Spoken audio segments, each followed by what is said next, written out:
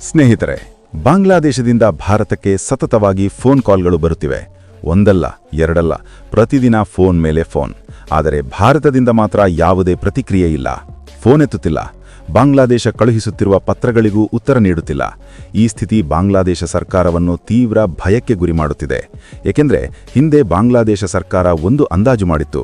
ಚೀನಾದೊಂದಿಗೆ ಕೈಜೋಡಿಸಿ ಭಾರತಕ್ಕೆ ಅತ್ಯಂತ ಸೂಕ್ಷ್ಮವಾದ ಚಿಕನ್ ನೆಕ್ ಪ್ರದೇಶಕ್ಕೆ ಹತ್ತಿರದಲ್ಲಿರುವ ತಿಸ್ತಾ ನದಿ ಯೋಜನೆಯನ್ನು ಚೀನಾಕ್ಕೆ ಹಸ್ತಾಂತರಿಸಿದರೆ ಅದು ಭಾರತಕ್ಕೆ ದೊಡ್ಡ ಭದ್ರತಾ ಬೆದರಿಕೆಯಾಗಿ ಬದಲಾಗುತ್ತದೆ ಎಂದು ಅವರು ಭಾವಿಸಿದ್ದರು.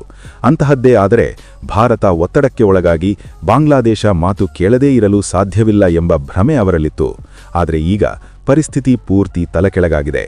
ಭಾರತ ಬಾಂಗ್ಲಾದೇಶದ ಕಾಲುಗಳಿಗೆ ಬರುತ್ತದೆ ಎಂದುಕೊಂಡರೆ ಅದಲ್ಲ, ಈಗ ಬಾಂಗ್ಲಾದೇಶವೇ ಭಾರತದ ಕಾಲುಗಳಿಗೆ ಬರುತ್ತಿದೆ. ಕನಿಷ್ಠ ಎರಡು ದೇಶಗಳ ನಡುವೆ ಒಂದು ಸಭೆಯಾದರೂ ನಡೆಯಬೇಕು ಎಂದು ಬಾಂಗ್ಲಾದೇಶ ಸರ್ಕಾರ ತೀವ್ರವಾಗಿ ಪ್ರಯತ್ನಿಸುತ್ತಿದೆ. ಫೋನ್ ಮಾಡುತ್ತಿದೆ, ಪತ್ರಗಳನ್ನು ಕಳುಹಿಸುತ್ತಿದೆ. ಆದರೆ ಭಾರತ ಮಾತ್ರ ಆ ಪ್ರಯತ್ನಗಳನ್ನು ಪೂರ್ತಿಯಾಗಿ ಗಮನಿಸುತ್ತಿಲ್ಲ. ಇದು ಯಾರೋ ಹೊರಗಿನ ವ್ಯಕ್ತಿ ಹೇಳುತ್ತಿರುವ ಮಾತಲ್ಲ. ಇತ್ತೀಚೆಗೆ ಬಾಂಗ್ಲಾದೇಶ ಮಾಧ್ಯಮವೇ ಈ ವಿಷಯವನ್ನು ಬಹಿರಂಗವಾಗಿ ಹೇಳಿದೆ. ಭಾರತ ಈಗ ನದಿಗಳ ನೀರನ್ನು ಆಯುಧವನ್ನಾಗಿ ಮಾಡಿ ಬಾಂಗ್ಲಾದೇಶವನ್ನು ನಿಯಂತ್ರಿಸುತ್ತಿದೆ ಎಂದು ಅವರೇ ಬರೆದಿದ್ದಾರೆ. ಇದಕ್ಕೆ ಕಾರಣ ತುಂಬಾ ಸ್ಪಷ್ಟವಾಗಿದೆ. 2026 ವರ್ಷದಲ್ಲಿ ಭಾರತ ಬಾಂಗ್ಲಾದೇಶ ನಡುವಿನ 30 ವರ್ಷಗಳ ಹಳೆಯ ಗಂಗಾ ನದಿ ನೀರಿನ ಒಪ್ಪಂದ ಮುಗಿಯಲಿದೆ. ಆ ಒಪ್ಪಂದ ಮುಗಿದ ನಂತರ ಭಾರತಕ್ಕೆ ಬಾಂಗ್ಲಾದೇಶಕ್ಕೆ ನೀರು ನೀಡಬೇಕಾದ ಯಾವುದೇ ಕಾನೂನುಬದ್ಧ ಜವಾಬ್ದಾರಿ ಇರುವುದಿಲ್ಲ. ಅಲ್ಲಿಂದ ಭಾರತ ತನ್ನಿಷ್ಟದಂತೆ ಗಂಗಾ ನದಿ ನೀರನ್ನು ಬೇರೆಡೆಗೆ ತಿರುಗಿಸುವ ಪೂರ್ಣ ಸ್ವಾತಂತ್ರ್ಯ ಪಡೆಯುತ್ತದೆ. ಪಶ್ಚಿಮ ಬಂಗಾಳ ಸೇರಿದಂತೆ ಇತರ ರಾಜ್ಯಗಳಿಗೆ ಕಾಲುವೆಗಳ ಮೂಲಕ ನೀರನ್ನು ತೆಗೆದುಕೊಂಡು ಹೋಗಬಹುದು. ಇದರಿಂದ ಭಾರತಕ್ಕೆ ಲಾಭವಿದೆ. ದೇಶದಲ್ಲಿ ಈಗಾಗಲೇ ನೀರಿನ ಸಮಸ್ಯೆ ಎದುರಿಸುತ್ತಿರುವ ಪ್ರದೇಶಗಳಿಗೆ ಆ ನೀರು ಉಪಯೋಗವಾಗುತ್ತದೆ. ಆದರೆ ಬಾಂಗ್ಲಾದೇಶದ ಸ್ಥಿತಿ ಮಾತ್ರ ತುಂಬಾ ಅಪಾಯಕರವಾಗಿ ಬದಲಾಗುತ್ತದೆ. ಭಾರತ ನೀರನ್ನು ಕಡಿಮೆ ಮಾಡಿದರೆ ಅಥವಾ ನಿಲ್ಲಿಸಿದರೆ ಬಾಂಗ್ಲಾದೇಶದ ಕೃಷಿ ತೀವ್ರವಾಗಿ ಹಾನಿಯಾಗುತ್ತದೆ. ಏಕೆಂದರೆ ಬಾಂಗ್ಲಾದೇಶದ ಕೃಷಿ ಪದ್ಮಾ ನದಿ ಸೇರಿದಂತೆ ಹಲವು ನದಿಗಳ ಮೇಲೆ ಅವಲಂಬಿತವಾಗಿದೆ. ಆ ನದಿಗಳಿಗೆ ಬರುವ ನೀರಿನ ಮೂಲ ನೇರವಾಗಿ ಭಾರತದ ಗಂಗಾ ನದಿಯಿಂದಲೇ. ಕೃಷಿ ಹಾನಿಯಾದರೆ ಬಾಂಗ್ಲಾದೇಶದಲ್ಲಿ ಆಹಾರ ಉತ್ಪಾದನೆ ಭಾರೀ ಪ್ರಮಾಣದಲ್ಲಿ ಕುಸಿಯುತ್ತದೆ. ಅದರಿಂದ ಇಡೀ ದೇಶದ ಮೇಲೆ ಆಹಾರ ಕೊರತೆ ಉಂಟಾಗುವ ಅಪಾಯವಿದೆ. ಬಾಂಗ್ಲಾದೇಶ ಒಂದು ಕೃಷಿ ಪ್ರಧಾನ ದೇಶ. ಅಕ್ಕಿ ಬೇಳೆಗಳಂತಹ ಮುಖ್ಯ ಆಹಾರ ಬೆಳೆಗಳನ್ನು ಅಲ್ಲಿನ ರೈತರೇ ಬೆಳೆಯುತ್ತಾರೆ. ಆದರೂ ಕೂಡ ದೇಶದ ಎಲ್ಲ ಅಗತ್ಯಗಳನ್ನು ಪೂರೈಸಲು ಭಾರತ ಸೇರಿದಂತೆ ಇತರ ದೇಶಗಳಿಂದ ಆಹಾರವನ್ನು ಆಮದು ಮಾಡಿಕೊಳ್ಳಬೇಕಾಗಿದೆ. ಈಗಾಗಲೇ ಸಾಕಾಗದ ಸ್ಥಿತಿಯಲ್ಲಿ ದೇಶೀಯ ಉತ್ಪಾದನೆಯೂ ಕಡಿಮೆಯಾದರೆ ಬಾಂಗ್ಲಾದೇಶದ ಬದುಕುವಿಕೆಯೇ ಪ್ರಶ್ನಾರ್ಥಕವಾಗುತ್ತದೆ. ಈ ವಿಷಯ ಬಾಂಗ್ಲಾದೇಶ ಸರ್ಕಾರಕ್ಕೆ ಚೆನ್ನಾಗಿ ಗೊತ್ತು. ಅದಕ್ಕೆ ಗಂಗಾ ನದಿ ಒಪ್ಪಂದವನ್ನು ಮತ್ತೆ ಮುಂದುವರಿಸಬೇಕು ಎಂದು ಕೋರುತ್ತಾ ಭಾರತವನ್ನು ಬಾರಿ ಬಾರಿ ಸಂಪರ್ಕಿಸುತ್ತಿದೆ. ಆದರೆ ಬಾಂಗ್ಲಾದೇಶ ಮಾಧ್ಯಮ ಹೇಳುತ್ತಿರುವಂತೆ ಭಾರತ ಮಾತ್ರ ಈ ವಿಷಯದಲ್ಲಿ ಯಾವುದೇ ಆಸಕ್ತಿ ತೋರುತ್ತಿಲ್ಲ. ಇತ್ತೀಚೆ ಬಂದ ವರದಿಗಳಲ್ಲಿ ಭಾರತ ಹೊಸದಾಗಿ ನೀರಿನ ಒತ್ತಡ ನೀತಿಯನ್ನು ಬಾಂಗ್ಲಾದೇಶದ ಮೇಲೆ ಅನುಷ್ಠಾನಗೊಳಿಸುತ್ತಿದೆ ಎಂಬ ಆರೋಪಗಳು ಬಂದಿವೆ. 2025 ತಾರೀಖಿನಲ್ಲಿ ಬಂದ ರಿಪೋರ್ಟ್ಗಳಲ್ಲಿ ಈ ಅಂಶವನ್ನು ಸ್ಪಷ್ಟವಾಗಿ ಉಲ್ಲೇಖಿಸಿದ್ದಾರೆ. ಈಗ ಅಸಲು ಪ್ರಶ್ನೆ ಏನೆಂದರೆ 2026 ನಂತರ ಬಾಂಗ್ಲಾದೇಶ ನಿಜವಾಗಿಯೂ ಒಂದು ದೊಡ್ಡ ವಿಪತ್ತನ್ನು ಎದುರಿಸಲಿದೆಯೇ? ಭಾರತ ಫೋನ್ಗಳನ್ನು ಎತ್ತದಿರುವುದು, ಪತ್ರಗಳಿಗೆ ಸ್ಪಂದಿಸದಿರುವುದು ಮೂಲಕ ಬಾಂಗ್ಲಾದೇಶವನ್ನು ಪಾಕಿಸ್ತಾನದಂತಹ ಸ್ಥಿತಿಗೆ ತಳ್ಳಲು ಯೋಚಿಸುತ್ತಿದೆಯೇ? ನಿಜವೆಂದರೆ ಈ ಸ್ಥಿತಿಗೆ ಬಾಂಗ್ಲಾದೇಶವೇ ತನ್ನ ಕೈಗಳಿಂದಲೇ ಕಾರಣವಾಗಿದೆ. ಕೆಲವು ಭಾರತೀಯ ಮಾಧ್ಯಮ ವರದಿಗಳ ಪ್ರಕಾರ ಸಿಂಧೂ ನದಿ ಒಪ್ಪಂದದ ನಂತರ ಈಗ ಗಂಗಾ ನದಿ ಒಪ್ಪಂದದಲ್ಲೂ ಭಾರತ ದೊಡ್ಡ ಬದಲಾವಣೆಗಳನ್ನು ತರಲು ಯೋಚಿಸುತ್ತಿದೆ. ಗುರಿ ಒಂದೇ, ಬಾಂಗ್ಲಾದೇಶದ ಮೇಲೆ ಗಟ್ಟಿ ಒತ್ತಡ ತರುವುದು. 2024 ಜೂನ್ ತಿಂಗಳಿನಿಂದಲೇ ಭಾರತ ಸ್ಪಷ್ಟವಾಗಿ ಹೇಳಿದೆ, ಹಿಂದಿನ ಕಾಂಗ್ರೆಸ್ ಸರ್ಕಾರಗಳು ಮಾಡಿದ ತಪ್ಪುಗಳನ್ನು ನಾವು ಮತ್ತೆ ಮಾಡುವುದಿಲ್ಲ ಎಂದು. ಬಾಂಗ್ಲಾದೇಶದೊಂದಿಗೆ ಮಾಡಿದ ಹಳೆಯ ಗಂಗಾ ಒಪ್ಪಂದವು ತಪ್ಪು ನೀತಿಯಲ್ಲಿ ನಡೆದದ್ದು ಎಂದು ಅದನ್ನು ಈ ಸರ್ಕಾರ ಅಂಗೀಕರಿಸುವುದಿಲ್ಲ ಎಂದು ಭಾರತ ಸ್ಪಷ್ಟಪಡಿಸಿದೆ. ಅದಕ್ಕೆ ಆ ಒಪ್ಪಂದವನ್ನು ಮತ್ತೆ ಹೊಸ ಷರತ್ತುಗಳೊಂದಿಗೆ ಚರ್ಚಿಸಬೇಕು ಎಂದು ಭಾರತ ಒತ್ತಡ ತಂದಿದೆ. ಈ ಎಲ್ಲ ಬೆಳವಣಿಗೆಗಳಿಗೆ ಮೊಹಮ್ಮದ್ ಯೂನಸ್ ಸರ್ಕಾರವು ಕಾರಣವೇ. ಹಿಂದಿನ ವರ್ಷದ ಜನವರಿ ತಿಂಗಳಲ್ಲಿ ಭಾರತದ ಮೇಲೆ ಒತ್ತಡ ತರಲು ಉದ್ದೇಶದೊಂದಿಗೆ ತಿಸ್ತಾ ನದಿ ಯೋಜನೆಗಾಗಿ ಬಾಂಗ್ಲಾದೇಶ ಸರ್ಕಾರ ಚೀನಾಕ್ಕೆ ಹೋಯಿತು. ಗುರಿ ತುಂಬಾ ಸ್ಪಷ್ಟ, ಭಾರತಕ್ಕೆ ಅತ್ಯಂತ ಸೂಕ್ಷ್ಮವಾದ ಚಿಕನ್ ನೆಕ್ ಪ್ರದೇಶಕ್ಕೆ ಚೀನಾವನ್ನು ತರುವುದು.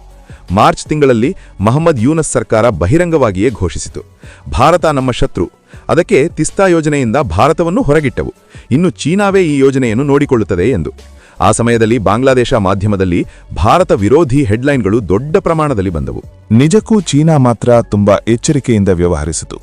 ಭಾರತವನ್ನು ನೇರವಾಗಿ ಕೆರಳಿಸಲಿಲ್ಲ. ತಿಸ್ತಾ ಬಾಂಗ್ಲಾದೇಶದ ನದಿ. ಅವರು ತೆಗೆದುಕೊಳ್ಳುವ ನಿರ್ಧಾರಕ್ಕೆ ನಾವು ಸಹಕರಿಸುತ್ತೇವೆ ಎಂದು ಮಾತ್ರ ಹೇಳಿತು. ಆದರೆ ಅಸಲು ವಿಷಯ ಬೇರೆ. ತಿಸ್ತಾ ಯೋಜನೆಗಾಗಿ ಬಾಂಗ್ಲಾದೇಶ ಚೀನಾಕ್ಕೆ 6,700 ಕೋಟಿ ರೂಪಾಯಿಗಳ ಋಣವನ್ನು ಕೋರಿತು. ಆ ಋಣ ಪಡೆದ ನಂತರ ಆ ಹಣವನ್ನು ಒಳಗಡೆಯೇ ಹಂಚಿಕೊಂಡು ನಂತರ ದೇಶ ಬಿಟ್ಟು ಹೋಗಬೇಕೆಂಬುದು ಯೂನಸ್ ಸರ್ಕಾರದ ಅಸಲು ಯೋಜನೆ ಎಂಬ ಆರೋಪಗಳಿವೆ. ಜನರು ಮಾತ್ರ ಭಾರತ ವಿರೋಧಿ ಘೋಷಣೆಗಳೊಂದಿಗೆ ತೃಪ್ತರಾಗುತ್ತಾರೆ. ಯಾರೂ ಪ್ರಶ್ನಿಸುವುದಿಲ್ಲ ಎಂಬ ನಂಬಿಕೆ ಅವರಲ್ಲಿತ್ತು. ಚೀನಾಕ್ಕೆ ಇದರಲ್ಲಿ ಲಾಭ ಸ್ಪಷ್ಟವೇ. ಹೆಚ್ಚಿನ ಬಡ್ಡಿಯೊಂದಿಗೆ ಋಣ ನೀಡುತ್ತದೆ.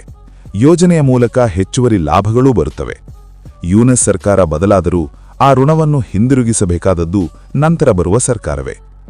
2024 ಸೆಪ್ಟೆಂಬರ್ ತಿಂಗಳಲ್ಲಿ ಚೀನಾ ತಾಂತ್ರಿಕ ತಂಡವನ್ನು ಬಾಂಗ್ಲಾದೇಶಕ್ಕೆ ಕಳುಹಿಸಿತು. ಇತ್ತೀಚೆಗೆ ಚೀನಾ ರಾಯಭಾರಿಯನ್ನು ತಿಸ್ತಾ ನದಿ ಪ್ರದೇಶಕ್ಕೆ ಕರೆದೊಯ್ದು ಭಾರತಕ್ಕೆ ಒಂದು ಸ್ಪಷ್ಟ ಸಂದೇಶ ಕಳುಹಿಸಿದರು. ಅಲ್ಲಿಯೇ ಬಾಂಗ್ಲಾದೇಶ ತನ್ನ ಕಾಲುಗಳ ಮೇಲೆಯೇ ಕೊಡಲಿ ಹಾಕಿಕೊಂಡಿತು. ತಿಸ್ತಾ ನದಿ ಬಾಂಗ್ಲಾದೇಶದ್ದು. ಅವರು ತಮ್ಮ ನದಿಯ ಮೇಲೆ ಯಾವ ನಿರ್ಧಾರ ತೆಗೆದುಕೊಂಡರೂ ಅದು ಅವರ ಹಕ್ಕೆ. ಅದೇ ರೀತಿ ಗಂಗಾ ನದಿ ಭಾರತದ ಅಧಿಕಾರ ವ್ಯಾಪ್ತಿಯಲ್ಲಿದೆ. ಭಾರತವು ತನ್ನ ನದಿಯ ಮೇಲೆ ತನಗಿಷ್ಟ ಬಂದಂತೆ ನಿರ್ಧಾರಗಳನ್ನು ತೆಗೆದುಕೊಳ್ಳುತ್ತದೆ. 2024 ನಂತರದಿಂದ ತಿಸ್ತಾ ಯೋಜನೆ ಆರಂಭವಾದಾಗಿನಿಂದಲೇ ಭಾರತ ಬಾಂಗ್ಲಾದೇಶದೊಂದಿಗೆ ಯಾವುದೇ ಸಂಯುಕ್ತ ಚರ್ಚೆಗೂ ಒಪ್ಪಿಕೊಳ್ಳಲಿಲ್ಲ. ಈಗ ಪರಿಸ್ಥಿತಿ ಪೂರ್ತಿ ಕೈಯಿಂದ ಜಾರಿ ಹೋದ ನಂತರ ಬಾಂಗ್ಲಾದೇಶಕ್ಕೆ ಅಸಲು ನಿಜ ತಿಳಿಯುತ್ತಿದೆ. ಭಾರತ ನೀರನ್ನು ಕಡಿಮೆ ಮಾಡಿದರೆ ಅಥವಾ ಅಕಾಲದಲ್ಲಿ ಭಾರೀ ಪ್ರಮಾಣದಲ್ಲಿ ಬಿಡುತ್ತಿದ್ದರೆ ಬಾಂಗ್ಲಾದೇಶ ತೀವ್ರವಾಗಿ ನಷ್ಟಪಡುತ್ತದೆ. ಇದನ್ನೇ ತಾನೇ ತನ್ನ ಕೈಗಳಿಂದ ಸಮಸ್ಯೆಯನ್ನು ತಂದುಕೊಳ್ಳುವುದು ಎನ್ನುತ್ತಾರೆ. ಈಗ ಈ ಎಲ್ಲ ವಿಷಯವನ್ನು ನಾವು ಆಳವಾಗಿ ಪರಿಶೀಲಿಸೋಣ. ಈ ಸಮಸ್ಯೆಯ ಆರಂಭ 1970ರ ದಶಕದಲ್ಲೇ ಜನ್ಮ ತಾಳಿತು. 1975ರಲ್ಲಿ ಭಾರತ ಫರಕ್ಕಾ ಬ್ಯಾರೇಜ್ ನಿರ್ಮಿಸಿತು. ಆ ಬ್ಯಾರೇಜ್ ಗಂಗಾ ನೀರನ್ನು ಹುಗ್ಲಿ ನದಿಗೆ ತಿರುಗಿಸುವುದಕ್ಕಾಗಿ. ಆದರೆ ಅದು ಬಾಂಗ್ಲಾದೇಶಕ್ಕೆ ನೀರಿನ ಕೊರತೆಯನ್ನು ಸೃಷ್ಟಿಸಿತು. ರೈತರು ಕೃಷಿ ಮಾಡಲು ಸಾಧ್ಯವಾಗಲಿಲ್ಲ. ಪದ್ಮಾ ನದಿ ಬತ್ತಿ ಹೋಯಿತು. ಆ ಸಮಯದಲ್ಲಿ ಬಾಂಗ್ಲಾದೇಶ ತೀವ್ರವಾಗಿ ವಿರೋಧಿಸಿತು. 1977ರಲ್ಲಿ ಒಂದು ತಾತ್ಕಾಲಿಕ ಒಪ್ಪಂದ ಬಂತು. ಆದರೆ ಅದು ಕೇವಲ 5 ವರ್ಷಗಳು ಮಾತ್ರ. ಆ ನಂತರ 1982ರಲ್ಲಿ ಮುಗಿಯಿತು. ಅಲ್ಲಿಂದ 1996ರವರೆಗೆ ಚರ್ಚೆಗಳು, ವಿವಾದಗಳು. ಭಾರತ ತನ್ನ ರಾಜ್ಯಗಳ ಅಗತ್ಯಗಳನ್ನು ನೋಡಿಕೊಳ್ಳುತ್ತದೆ. ಬಾಂಗ್ಲಾದೇಶ ತನ್ನ ಕೃಷಿಯನ್ನು ರಕ್ಷಿಸಿಕೊಳ್ಳಬೇಕು ಎಂದು ಪಟ್ಟು ಹಿಡಿದಿತು. ಕೊನೆಗೆ 1996ರಲ್ಲಿ ಗಂಗಾ ವಾಟರ್ ಶೇರಿಂಗ್ ಟ್ರೀಟಿ ಸಹಿಯಾಯಿತು. ಅದು 30 ವರ್ಷಗಳು, ಅಂದರೆ 2026 ಡಿಸೆಂಬರ್ವರೆಗೆ. ಈ ಟ್ರೀಟಿ ಪ್ರಕಾರ ಡ್ರೈ ಸೀಸನ್ನಲ್ಲಿ ನೀರನ್ನು ಹಂಚಿಕೊಳ್ಳಬೇಕು. ಫರಕ್ಕಾ ಬಳಿ 35,000 ಕ್ಯೂಸೆಕ್ಗಳಿಂದ 40,000 ಕ್ಯೂಸೆಕ್ಗಳವರೆಗೆ ಬಾಂಗ್ಲಾದೇಶಕ್ಕೆ ನೀಡಬೇಕು. ಆದರೆ ಈ ಟ್ರೀಟಿಯಲ್ಲಿ ಲೋಪಗಳಿವೆ. ಹವಾಮಾನ ಬದಲಾವಣೆಯಿಂದ ನೀರಿನ ಹರಿವು ಕಡಿಮೆಯಾಗುತ್ತದೆ. 2016-2018ರಲ್ಲಿ ಬಾಂಗ್ಲಾದೇಶ ಕಡಿಮೆ ನೀರು ಪಡೆಯಿತು. ಕೃಷಿ ಹಾನಿಯಾಯಿತು. ಈಗ 2026ರಲ್ಲಿ ಮುಗಿಯಲಿದೆ. ಭಾರತ ಹೊಸ ಷರತ್ತುಗಳನ್ನು ಕೋರುತ್ತಿದೆ. ಬಾಂಗ್ಲಾದೇಶ ಹಳೆಯದನ್ನೇ ಮುಂದುವರಿಸಬೇಕು ಎನ್ನುತ್ತಿದೆ. ಆದರೆ ಚರ್ಚೆಗಳು ನಡೆಯುತ್ತಿಲ್ಲ. ಏಕೆ? ಇಲ್ಲಿ ತಿಸ್ತಾ ವಿಷಯ ಬರುತ್ತದೆ. ತಿಸ್ತಾ ನದಿ ಭಾರತದಲ್ಲಿ ಸಿಕ್ಕಿಂ, ಪಶ್ಚಿಮ ಬಂಗಾಳದ ಮೂಲಕ ಹರಿಯುತ್ತದೆ. ಬಾಂಗ್ಲಾದೇಶದಲ್ಲಿ 21% ಪ್ರದೇಶವನ್ನು ಫಲವತ್ತು ಮಾಡುತ್ತದೆ. 1972ರಲ್ಲಿ Indo Bangla joint river commission ರೂಪುಗೊಂಡಿತು. 1983ರಲ್ಲಿ ತಾತ್ಕಾಲಿಕ ಒಪ್ಪಂದ. ಭಾರತ 39%, ಬಾಂಗ್ಲಾದೇಶ 36%. ಆದರೆ ಅದು ಎಂದಿಗೂ ಅನುಷ್ಠಾನಗೊಳ್ಳಲಿಲ್ಲ. ಪಶ್ಚಿಮ ಬಂಗಾಳದ ಸಿಎಂ ಮಮತಾ ಬ್ಯಾನರ್ಜಿ ವಿರೋಧಿಸಿದರು, ತನ್ನ ರಾಜ್ಯಕ್ಕೆ ನೀರು ಬೇಕು ಎಂದು. 2011ರಲ್ಲಿ ಬಹುತೇಕ ಡೀಲ್ ಸಿದ್ಧವಾಗಿತ್ತು. ಆದರೆ ಮಮತಾ ನಿಲ್ಲಿಸಿದರು. ಅಲ್ಲಿಂದ ಸ್ಥಗಿತ. ಈಗ ಬಾಂಗ್ಲಾದೇಶ ಚೀನಾ ಕಡೆಗೆ ಮುಖ ಮಾಡಿದೆ. 2020ರಲ್ಲಿ ಚೀನಾ $1 ಬಿಲಿಯನ್ ಋಣವನ್ನು ಆಫರ್ ಮಾಡಿತು. ತಿಸ್ತಾ ಮಾಸ್ಟರ್ ಪ್ಲಾನ್, ಡ್ಯಾಂಗಳು, ನೀರಾವರಿ. ಆದರೆ ಇದು ಭಾರತಕ್ಕೆ ಬೆದರಿಕೆ. ತಿಸ್ತಾ ಸಿಲಿಗುರಿ ಕಾರಿಡಾರ್ ಬಳಿ. ಚಿಕನ್ ನೆಕ್, ಭಾರತದ ಉತ್ತರ ಪೂರ್ವವನ್ನು ಸಂಪರ್ಕಿಸುವ ಸಣ್ಣ ಪಟ್ಟಿ. ಚೀನಾ ಅಲ್ಲಿ ಮೂಲಸೌಕರ್ಯ ನಿರ್ಮಿಸಿದರೆ ಕಾರ್ಯತಂತ್ರದ ಬೆದರಿಕೆ. 2024ರಲ್ಲಿ ಯೂನಸ್ ಸರ್ಕಾರ ರೂಪುಗೊಂಡ ನಂತರ ಚೀನಾದೊಂದಿಗಿನ ಡೀಲ್ ವೇಗಗೊಂಡಿತು. ಮಾರ್ಚ್ 2024ರಲ್ಲಿ ಯೂನಸ್ ಚೀನಾ ಭೇಟಿ.